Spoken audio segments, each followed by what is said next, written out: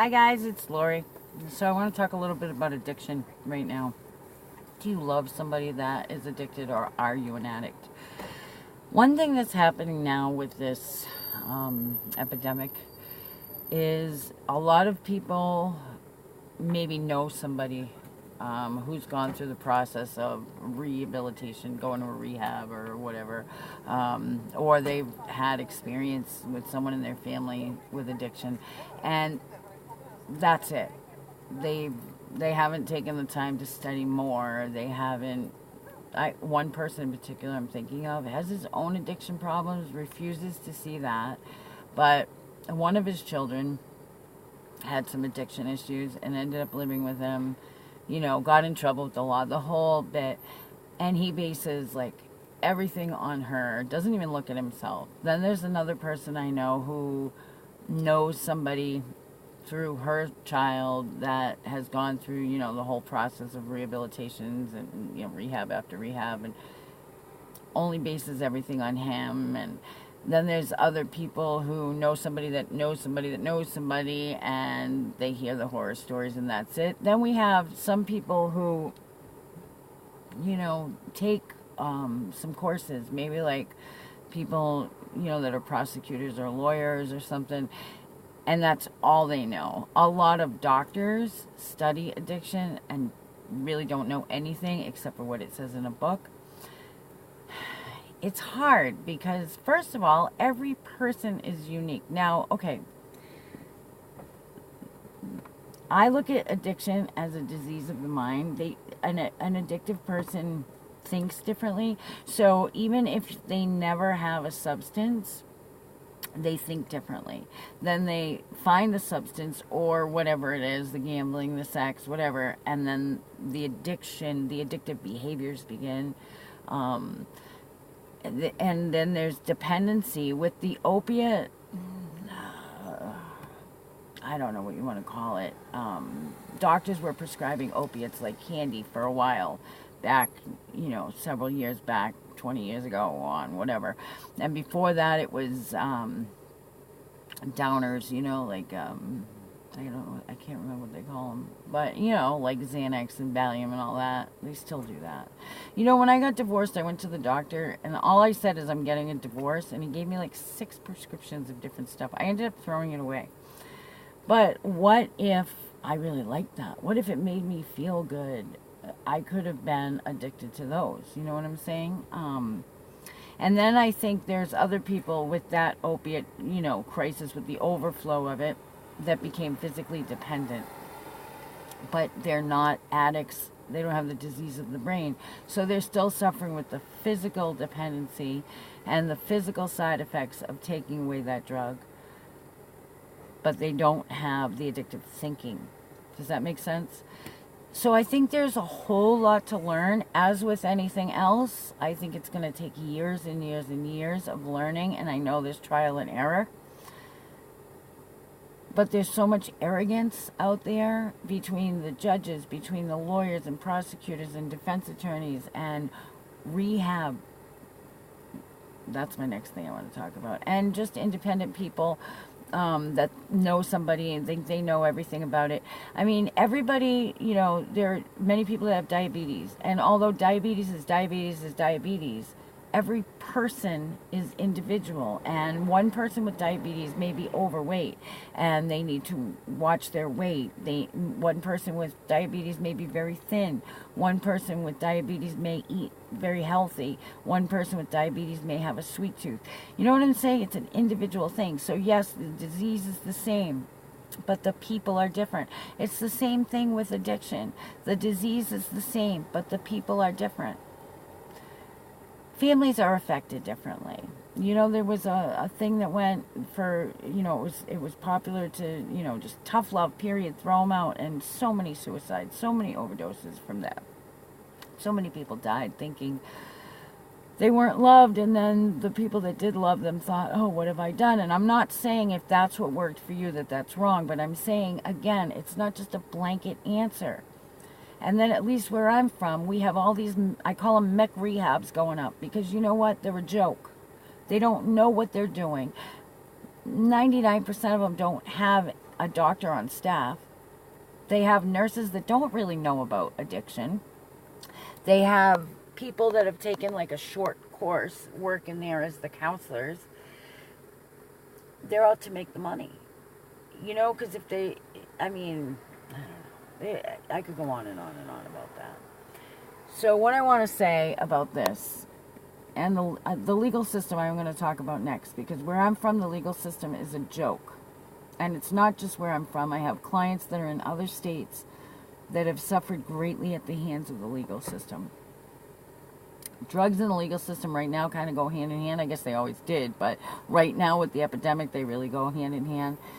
And if President Trump, I wish I could sit down and talk to him, because, you know, I don't remember what he said about New Hampshire specifically. Said something like it was a gutter or something. And you know what? I didn't get offended. He was right. We're full of all kinds of addiction. And when they came down on opiates, now meth is everywhere. Crystal meth is everywhere. That stuff will make you go crazy. And then there's all the other stuff as well. You know? Drugs weren't like this when I was a kid. And I'm not going to say nobody was addicted. That's for sure. But by the time I was coming up as my partying years, heroin was out. It wasn't as popular anymore. Cocaine was the thing to do. Crack wasn't really around yet. It was more like cocaine, pot, and psychedelic drugs, hallucinogenics. But even then, the pot, I think, was different. I don't know. I'm not advocating for any kind of drugs. I don't do drugs at all. I don't drink at all. Because that's another one. Alcohol is a big drug. You don't hear about that anymore. If you love an addict, just remember that person is still in there somewhere. Okay? That person's still in there. If you have to walk away, by all means do it. I'm not downing you for that at all. But find an understanding of it, just so that you can understand it has nothing to do with their love for you. What I was going to say is, if I could sit down and talk to Trump, I've tried to connect with the politicians here, local politicians. They don't want to hear it. They're getting all kinds of money from the federal government to help, and they're not doing a damn thing. That's what pisses me off. The courts aren't changing anything. The McRehabs are going up everywhere, making millions, but nobody's getting helped. I see what goes on in the streets, okay? I work with the homeless, plus I have people that I love dearly who are suffering with addiction. I know what's going on out here. And it's a joke. They're taking that money and they're making themselves have these cush lives. Not just the people of the McRehabs, but the congressmen and the prosecutors and defense attorneys are making out big, and the jails are making money. And you know what? You don't put a sick person in jail. I mean, yes, if they commit a crime, you know what? I don't know. I think we need to get them help. The drug dealers, different story. But anyway, if President Trump could listen to me, if for some miraculous reason he got to hear this, what I want to say to you is, come here again. That federal grant money, we appreciate it, we need it. But listen to the voices of people like myself and others. Listen to the addicts, listen to the loved ones of addicts, listen to the people in recovery. Listen to the people who know what they're talking about. Educate the doctors. Educate the lawyers. You know, there's nothing worse than a doctor that doesn't know the difference between dependence and addiction. There's nothing worse than going in trying to get help and being treated like you're scum of the earth. So then you don't get help, or they shut you off because you made a mistake. So then you go out and you use that drug again, and you either overdose or you do something crazy and you break the law and you end up in jail again.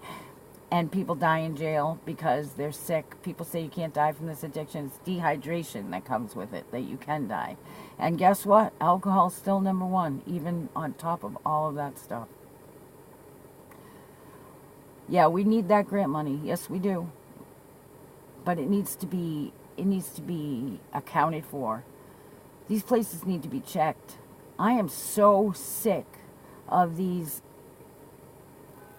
so-called bleeding hearts that wouldn't give an ounce out of their own pocket.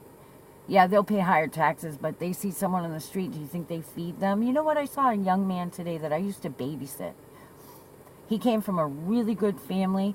His dad is really high up in the education system. His mom's a professional. They lived in a very elite neighborhood.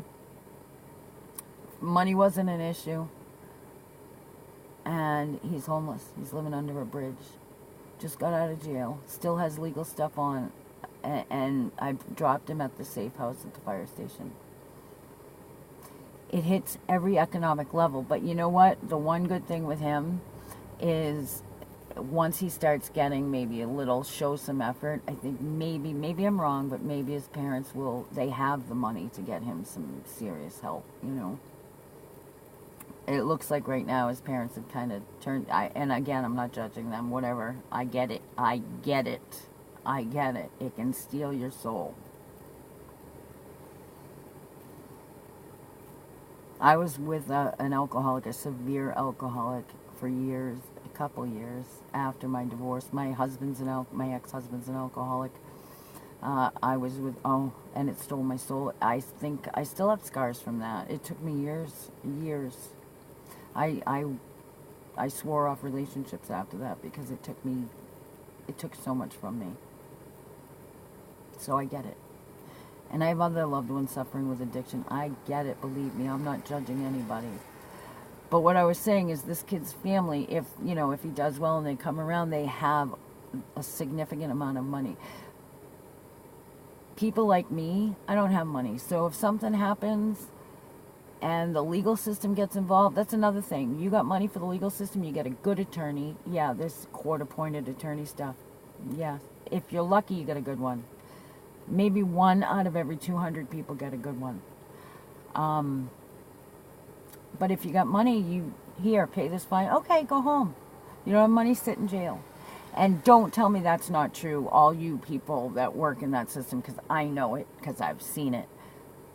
If you don't have money in this world, they look at you like you're nothing. It's disgusting. Anyway, I'm ranting now, but you know what? Something's got to change. Something has to give. If you are a believer, please do me a favor. Tonight at about 10 o'clock, it's August 30th, I'm getting on my knees to pray. And I'm going to pray specifically for this problem. So if you're a believer, please do that with me. It's August 30th. I'm going to do it about 10 p.m. Other than that, just keep praying, If you do want to donate to help me, because I work with people with domestic violence, homeless, women that have been raped, and addiction. I help it with, I advocate in court. I help them with living situations. I help them get, whatever they need for recovery. And, I go down, I still do the homeless stuff and all of that, the domestic violence stuff. So it does take money. I do it out of my own pocket, but if you could donate, it's, I'll leave the link. It's paypal.me/Light Insights. You can leave something there. Every amount helps. Even 50 cents would help. If everybody gave 50 cents, it would help. Or you could go to my personal Facebook and put money there, or you could just message me and let me know you'd like to. Other than that, your prayers are really needed, and I think I'm going to rant about the legal system next. Thank you for listening to me. I'm sorry I go off sometimes. I'll talk to you guys soon.